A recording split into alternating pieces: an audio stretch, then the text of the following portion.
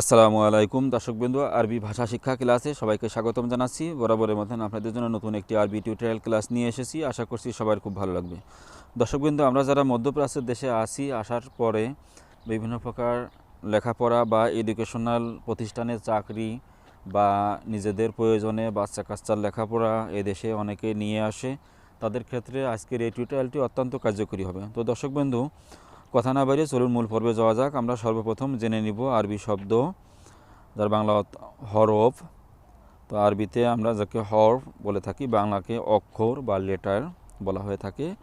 তো অক্ষরকে আরবিতে হরফ বলা হয়ে থাকে।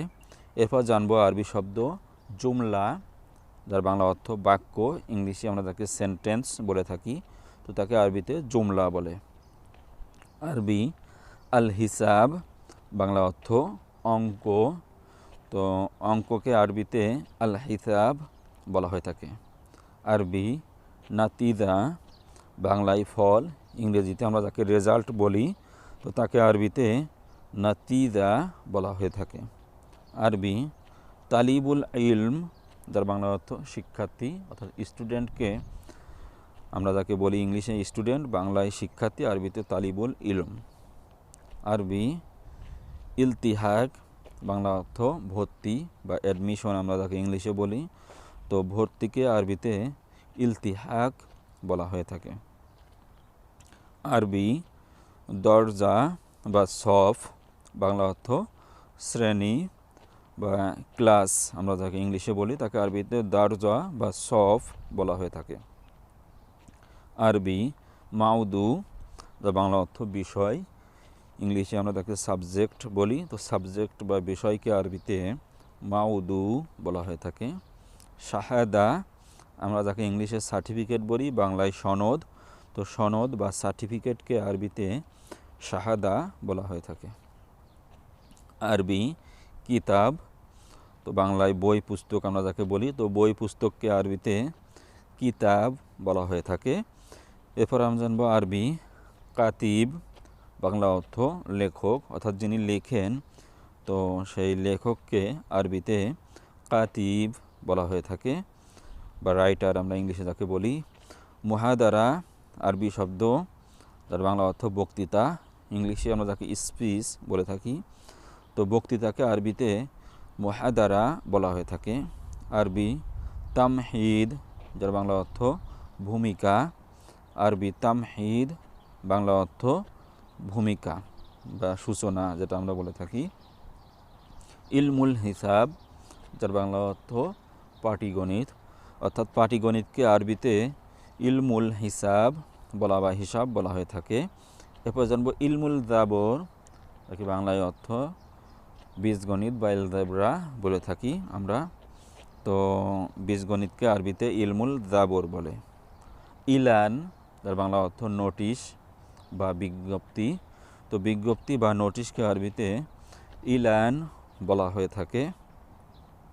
এরপর আমরা জানব জাকা বা ফিতনা, তো বাংলায় যাকে মেধা বলে, অর্থাৎ ট্যালেন্ট, ইংলিশে আমরা যাকে বলে থাকি, তো তাকে আরবিতে জাকা বা ফিতনা বলা হয়ে থাকে।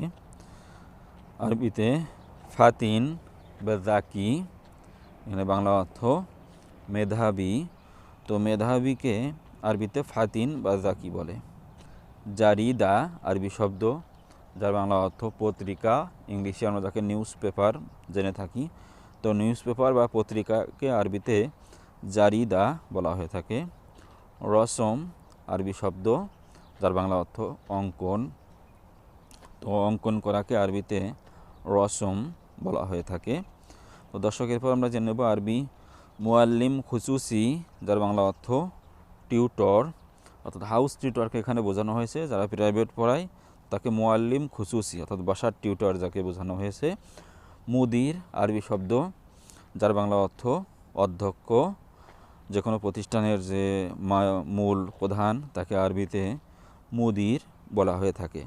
এরপর আমরা জানবো আরবি শব্দ দিরাসা, যার বাংলা অর্থ অধ্যয়ন, ইংলিশে যাকে স্টাডি বলে। তো স্টাডি বা অধ্যয়নকে আরবিতে দিরাসা বলা হয়ে থাকে।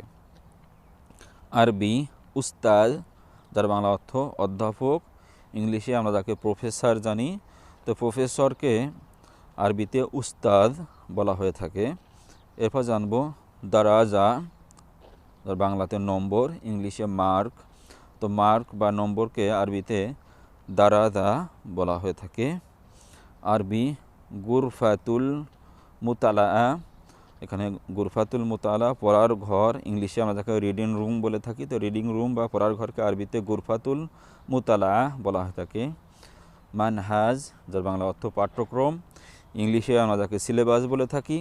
তো সিলেবাস বা পাঠ্যক্রমকে আরবিতে মানহাজ বলা হয়ে থাকে। আরবি খাত, যার বাংলা অর্থ হাতের লেখা বা হ্যান্ড রাইটিং, ইংলিশে আমরা যাকে বলে থাকি। তো হ্যান্ড রাইটিং বা হাতের লেখাকে আরবিতে খাত বলা হয়ে থাকে। আরবি সফা, যার বাংলা অর্থ পৃষ্ঠা, ইংলিশে যাকে পেজ বলা হয়ে থাকে। তো পেজ বা পৃষ্ঠাকে আরবিতে সফা বলা হয়ে থাকে। আদিব, যার বাংলা অর্থ সাহিত্যিক, অর্থাৎ সাহিত্যিককে আরবিতে আদিব বলা হয়ে থাকে।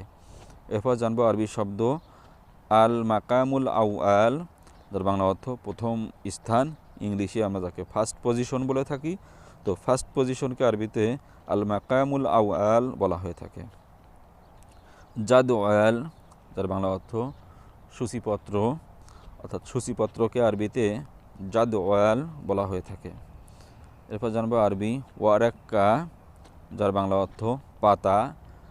ওয়ারকা বা ওয়ারাগা যে যেরকম বলতে পারে, তাকে আরবিতে পাতা বা পেজ এখানে বোঝানো হয়েছে।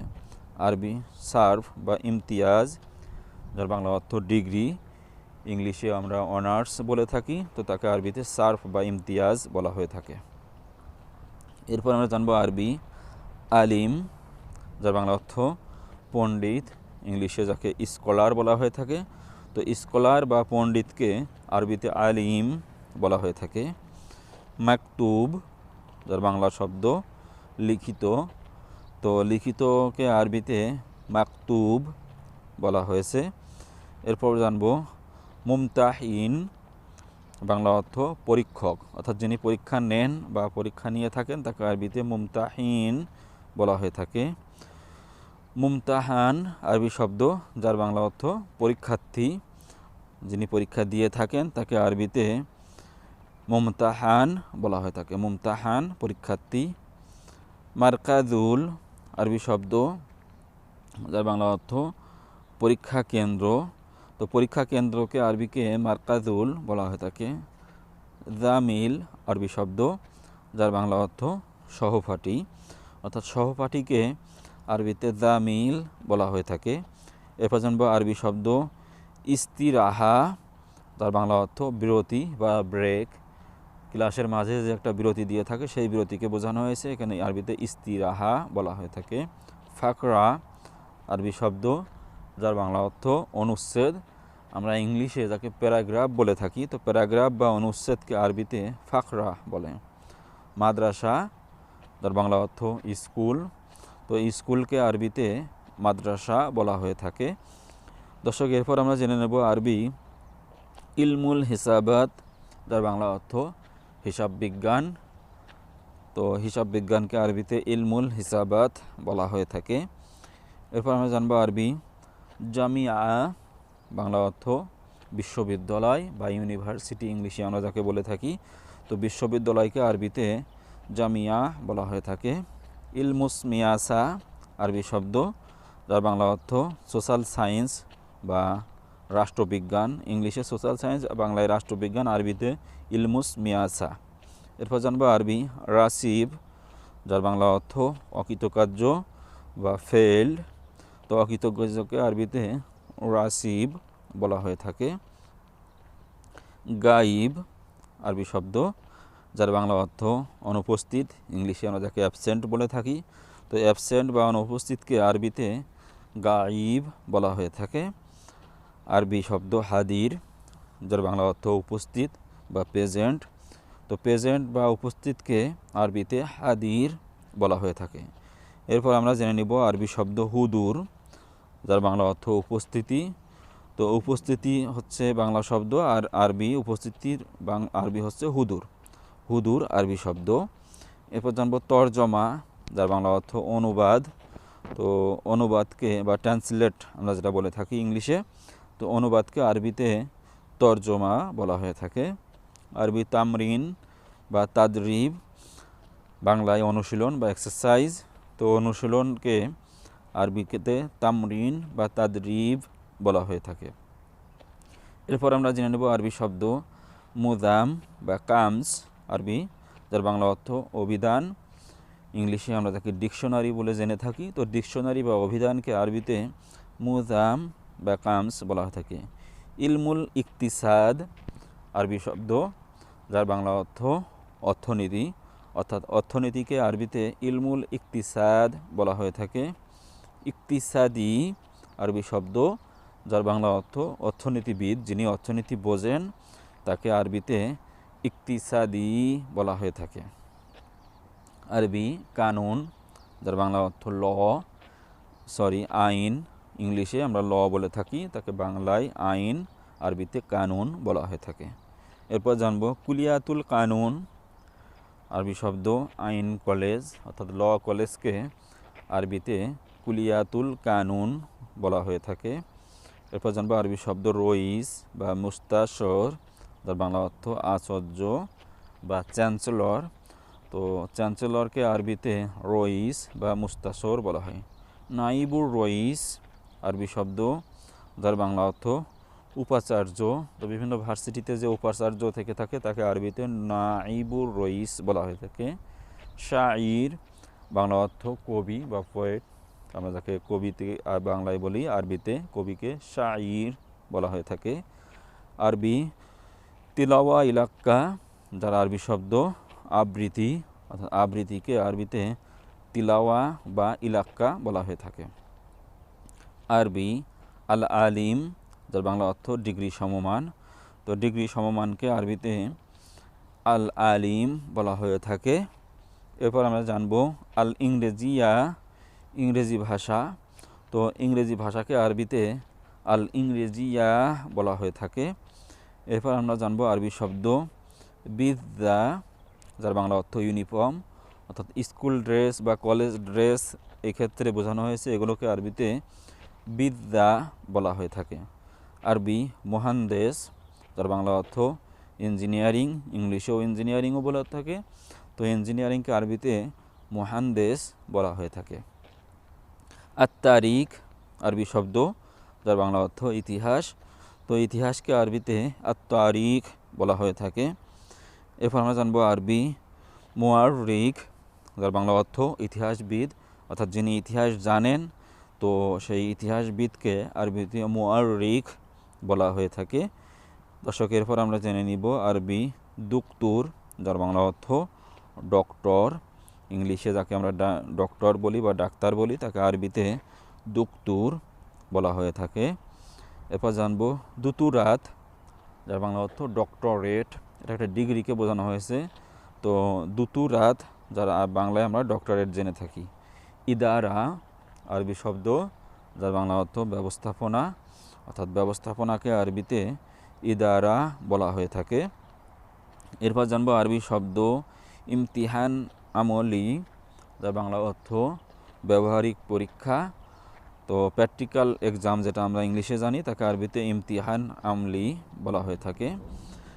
বিতাকাতুদ দুখুল, আরবি শব্দ যার বাংলা অর্থ প্রবেশপত্র। বিতাকাতুদ দুখুল, আরবি শব্দ যার বাংলা প্রবেশপত্র। মুয়াররিখ, যার বাংলা অর্থ ইতিহাসবিদ, অর্থাৎ ইতিহাস যিনি জানেন তাকে ইতিহাসবিদকে আরবিতে মুয়াররিখ বলা হয়ে থাকে।